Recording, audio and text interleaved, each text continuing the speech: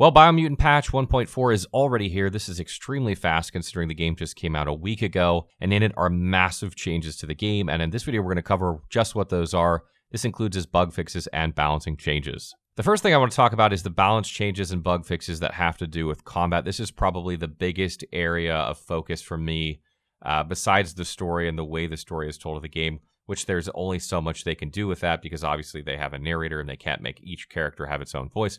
So let's start with combat first and see what they did there. So the first thing they did here is they added an extreme difficulty setting.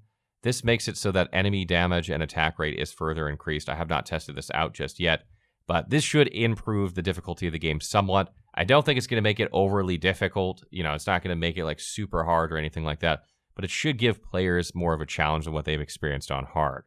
Another thing they did with regards to combat is they increased the base damage from melee bodies, handles, and add-ons by approximately 5% and reduced the base damage from ranged bodies, muzzles, and grips by approximately 5% to try and increase melee damage a little bit and decrease ranged damage, making it so that they're a little bit more on par.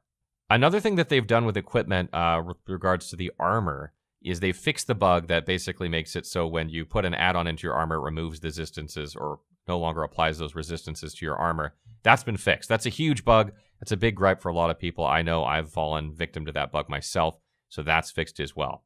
Another thing that they've done is they've reduced the gear add-on resistance and critical chance bonuses. I don't know exactly how much they've reduced this by, but previously you could get to 100% crit chance with just gear alone with these add-ons, and you didn't need luck at all. We'll see how much this changes it. You might be able to get close to 100%. Maybe you just need more add-ons with crit bonuses instead of less. I'm not exactly sure how this will work, but it will make it so that luck plays a more important role. Another thing I want to mention is that the Deadeye Sharpshooter perk has had its damage multiplier reduced from 2.0 to 1.25. You heard me right. It's getting a 0.75 damage reduction in terms of its multiplier, so 75% has been cut out of there. And what's really interesting about this as well is that the abilities in the game are now able to critically hit as well. This was bugged before, so Psi Powers and Biogenetics can now critically hit. So basically what you're saying here is that Deadeye and Psyfreak have now swapped places for the most powerful build in the game. Psyfreak was already strong once you got Key Spark, and now that's going to be able to critical hit. It's absolutely going to annihilate later in the game. They've also done some camera adjustments for combat, making it so that like the slow-mo is shorter, that the camera tracks you differently in melee combat. They've adjusted the speed of enemy grabs, making them easier to dodge. Those are really, really annoying, so that's good. And they've also adjusted the animations of some of the tribe weapons to try and make them more viable. They didn't increase or change that you could upgrade them or make them moddable at all, so that's something I wish they would have done that they didn't do, but these should perform better in general. They also improved the tracking of melee combat, making it so that you miss less, which is good. And they also fixed the gap closer melee attack that would sometimes overshoot enemies. So there's some all-around really good changes to melee as well. And I feel like they also made unarmed combat faster. So if you didn't think unarmed combat was fast before, it's going to be even faster animationally speaking now. So that should make players a little bit more enticed to play unarmed, even if you're hitting for less damage. Maybe you're attacking faster, so it's worth the trade-off. Another thing that they fixed was they made pairing for like the ranged enemies that kick a little bit easier, and some of the bosses as well able to be able to parry and riposte them. So there are some overall really good changes here for melee combat, and I feel like it's going to be a lot more satisfying. They have not made it so that you can animation cancel. I did not read that anywhere in the patch notes. So unfortunately, that is not a thing. But generally speaking, it should handle better than it does now, which I think it's doable even without that animation cancel. If not a bit frustrating, should be less frustrating and more enjoyable overall. Moving along to the tutorial area changes, this is a major pain point for the game. I think most people would agree that the first couple hours or so are rather slow.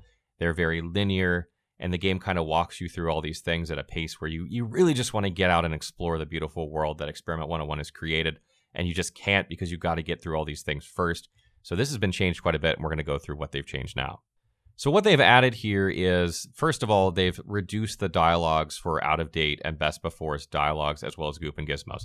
This was a major pain point for me because they were just so long-winded that by the time they were done speaking, I was getting bored, and I just wanted to go and explore and do the things they asked me to do. So these have been shortened to improve the pacing of the game. They've also cut out multiple camera presentations to improve pacing, and they've also added more loot and enemies in this area to kind of give you a better feel of how the game will overall play, to try and make it feel like a mini version of the outside inside this small space. So another thing that they've done, like with regards to dialogue, although not specifically related to the tutorial, is that they've reduced the amount of gibberish spoken before the narrator starts translating, which is excellent because that saves time, which is a big part of the complaints about this. And they've also added dialogue settings for gibberish and narrator that allow the player to select if they want to hear the narrator, the gibberish, or both when talking to NPCs. And they've removed the delay if you set these to 0. So if you set it to narrator only and no gibberish, as soon as that you start talking to the person will start talking. This should save you time and should make the game feel a little bit better. It's not going to replace the fact that NPCs don't have their own voice, which I feel like is a major flaw in the game, but it will improve your overall experience in the dialogues. Talking about loot for a minute, let's get into that and what they've changed in the game. They've basically changed the way looting works a little bit, not a ton, but they've made it so that loot requirements are going to be closer to the player's level, so you're not finding a level 30 item at level 5 as often, and they've adjusted that. They've removed common items as loot drops from high-level loot crates, so you're not high-level getting common items, which really sucks. And they've reduced the amount of healing items that players are going to find from, crates and defeating enemies, which is frustrating. When you're out exploring, you don't want to find healing items, and when you defeat enemies, you would rather get something better than a healing item. So these are all really, really good changes. One of my biggest gripes about the game is that you get far enough into the game and you stop getting good loot and you start getting crap loot that's, not near anywhere as good as what you have. And I don't think this is going to be completely fixed by the way they've changed loot, because I do think there's still going to be a point where you reach where you get overpowered, but it may help at some, and anything you can get after a weak patch is an improvement. Talking about sound, I know this was a big issue for some people in the game. It hasn't bothered me really at all, so this is something that I didn't really mind, but they are updating the melee sound effects across all sound effects, as well as mount sound effect volume. They've added some other miscellaneous sound effects to the game. So those of you who had a problem with the way melee felt or sounded, that you guys should be happy with the changes they're going to make here, hopefully. There are also, a couple dozen other bug fixes for audio and sound glitches throughout the game. Nothing worth really bringing up other than the game should be a lot more polished and you shouldn't run into as many of these anymore. But one particular change remaining, probably the last thing I want to talk about here, is the change to New Game Plus. Previously, there was really no reason to do NG Plus unless you wanted to see a different ending or maybe explore some areas you missed when you first started the game.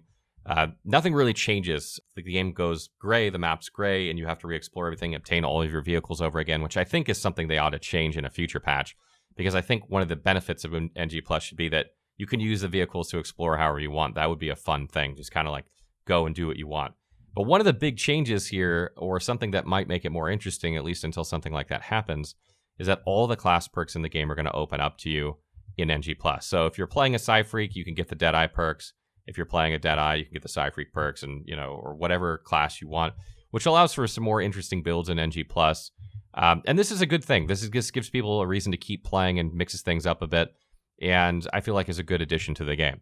All in all, I'm super happy with the changes to this. I feel like Experiment 101 has really listened to player feedback and has made appropriate changes. This isn't going to make the game flawless or anything like that, but it's clearly going to be a lot better than it is now.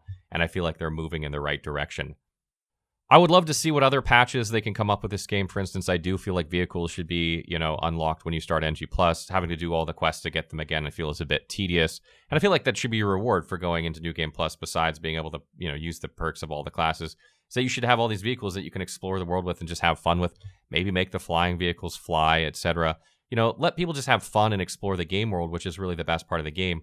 And there are other changes too, like maybe making the class perks, because taking a look at the class perks and rebalancing them, maybe making each class have its own identity, maybe making some feel like hybrids that have bonuses to ranged and melee combat, maybe some to magic and melee or magic and ranged, and really tweaking those. These are not hard things to do because they don't have to change like the animations of the game or anything like that. There's a couple things like that that I think could really help the game that they could still work in future patches, and I'm hoping they get around to these eventually. On the other hand, some of these things that, like the dialogue being the narrator, that's obviously not going to get fixed in Biomutant. And if it's going to be individual characters and maybe a Biomutant 2, if that ever happens, that will get fixed there. Adding more things like, attack animations and different combos for the different weapons and things like that, and more loot. All these things, they could be fixed with a DLC or an expansion down the road. So I feel like Biomutant has a very, very bright future. There's a lot of things going for the game. The developer's clearly listening to feedback. And I'm really happy with this, and I think players are really going to love it.